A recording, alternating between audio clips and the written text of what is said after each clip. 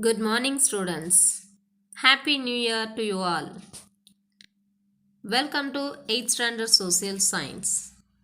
My dear students, two students joined new to the school.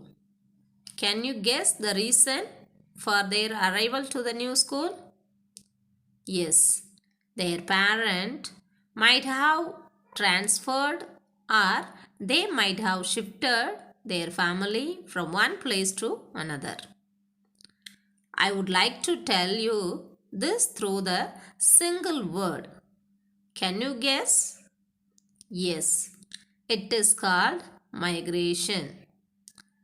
Yes, my dear children, today let me tell you about the migration.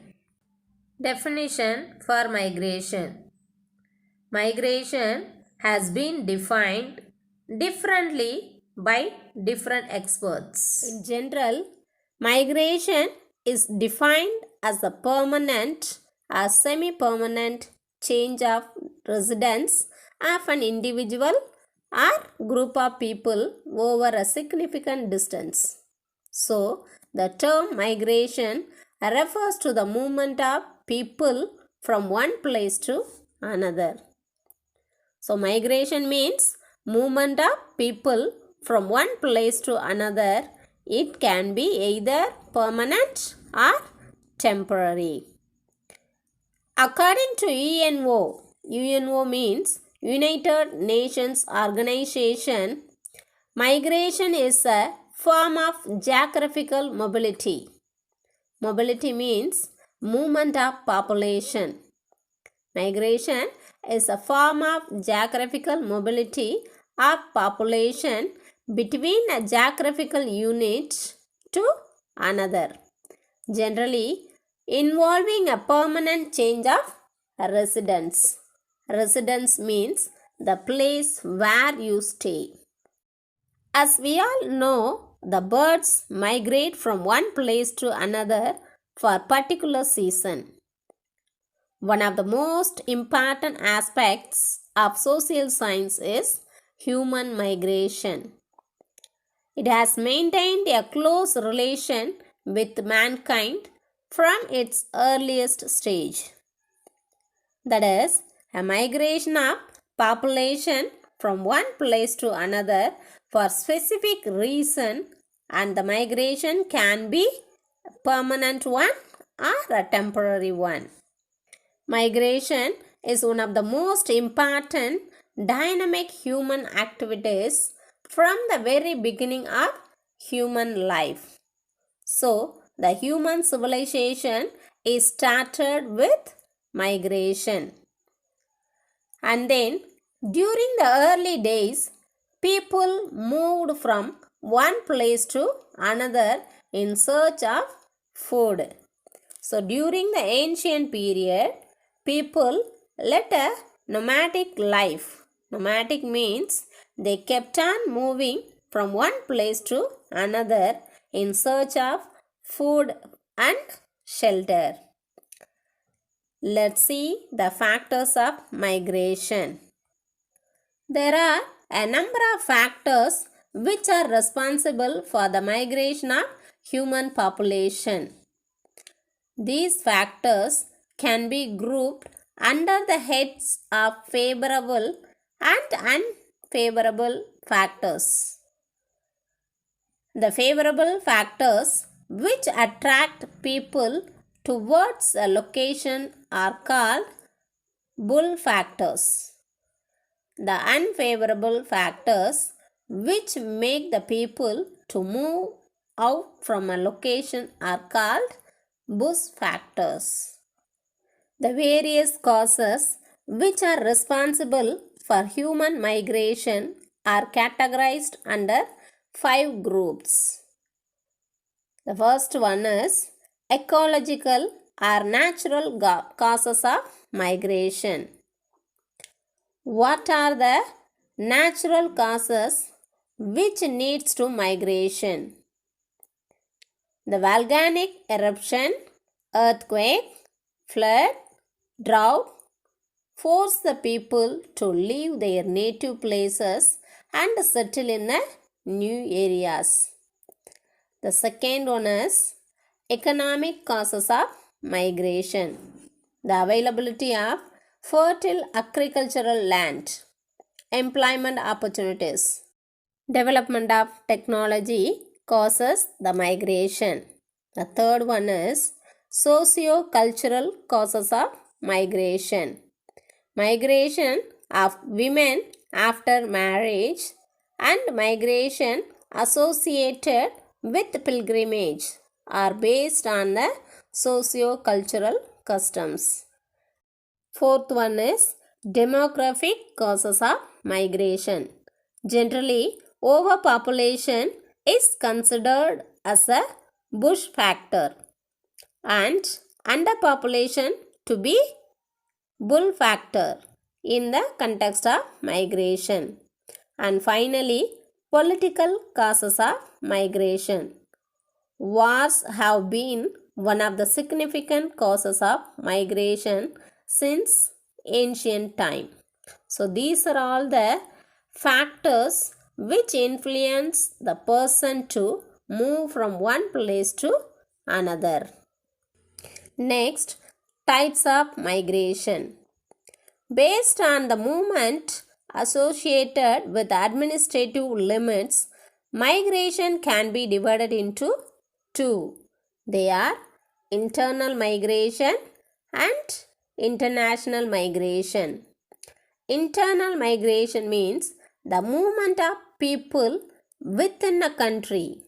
The movement of people within a country is known as internal migration. And then international migration. The migration that occurs across the national boundaries are known as international migration. And then based on the willingness of the migrants for migration. What is meant by migrants? Migrant means the person who migrates from one place to another. In Tamil, idam பெயர்பவர். Based on the willingness of the migrants for migration. It can be divided into two. If the migration takes place on person's free will, initiative and desire to live in a better place and to improve their financial status, the migration is said to be voluntary migration.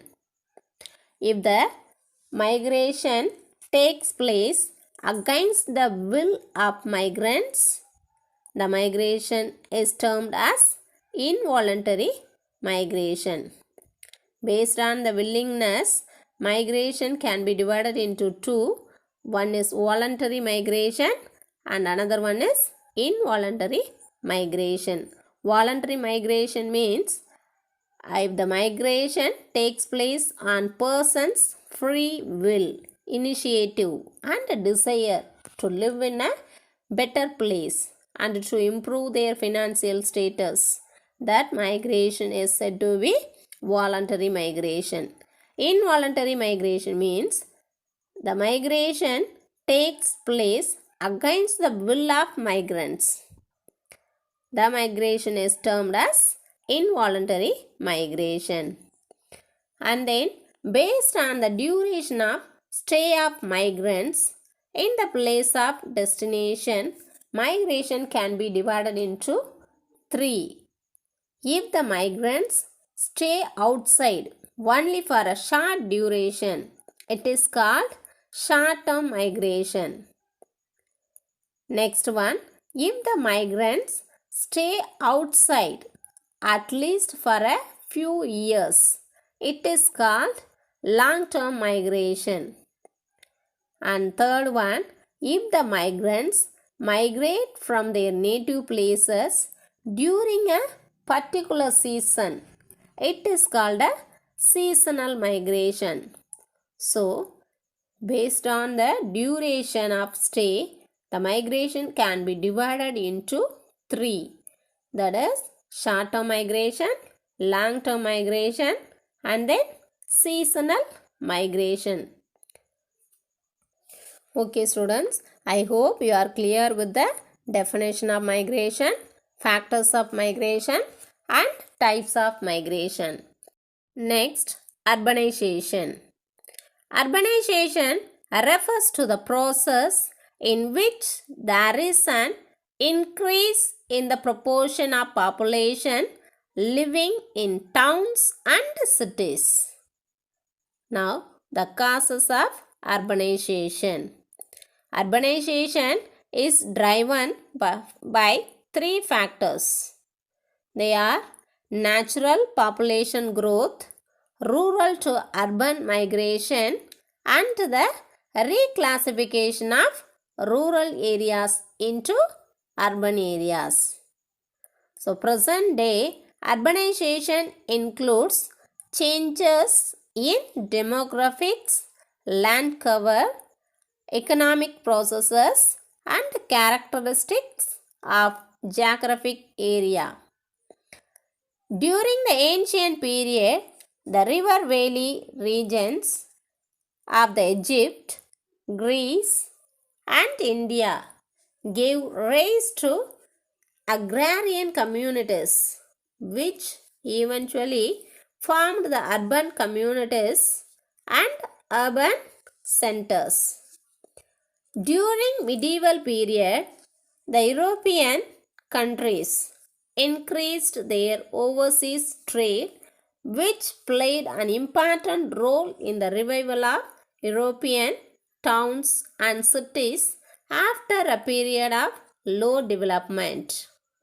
In the modern period, the Industrial Revolution in the 19th century accelerated the growth of towns and cities.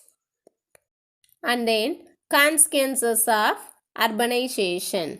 The urbanization results in the development of slums, overcrowding, scarcity of water supply, drainage and sanitation, transportation and traffic problems, and pollution. Okay students, I hope you are clear with this lesson. Shall we recall now?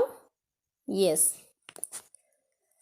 Common pattern of migration is from rural to urban. And then migration takes place due to natural, economic, socio-cultural, demographic and political causes. These are the causes of migration. And then urbanization. Urbanization is the result of rural to urban migration, natural growth of population and reclassification of rural areas into urban areas.